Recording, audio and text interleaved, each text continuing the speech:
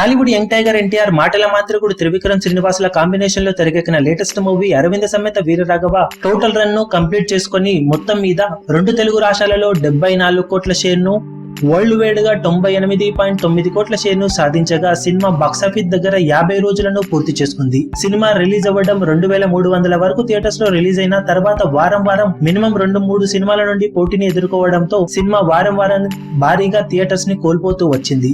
దాంతో మొత్తం మీద 50 రోజులు పూర్తి చేసుకునే సమయానికి సినిమాకు టోటల్ గా 2 తెలుగు రాష్ట్రాలలో 7 డైరెక్ట్ మరియు షిఫ్ట్ సెంటర్స్ కలుపుకొని 50 రోజుల వేడుకను కంప్లీట్ చేసుకున్నట్లు సమాచారం. అందులో నైజాంలో 2 సెంటర్స్, ఆంధ్ర మరియు సీడెడ్లలో మరో 5 సెంటర్స్ లో సినిమా 50 రోజుల వేడుకను కంప్లీట్ చేసుకోనుందట.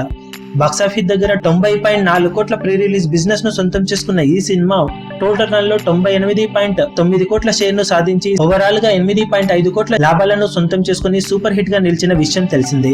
ఈ సినిమాతో యంగ్ టైగర్ ఎన్టీఆర్ గత 5 సినిమాలుగా నాన్ స్టాప్ గా ఎలాంటి అపజయం లేకుండా సినిమాకి తన రేంజ్ ను పెంచుకుంటూ దూసుకు వెళ్లాడు. ఇక రామ్ చరణ్ తో కలిసి చేస్తున్న upcoming multi starrer movie Rajamouli దర్శకత్వంలో వస్తున్న విషయం తెలిసిందే. మరి ఆ సినిమాతో ఈ స్టార్ హీరోలు, స్టార్ డైరెక్టర్ కలిసి బాహుబలి రేంజ్ విజయాన్ని సొంతం చేసుకోవాలని కోరుకుందాం.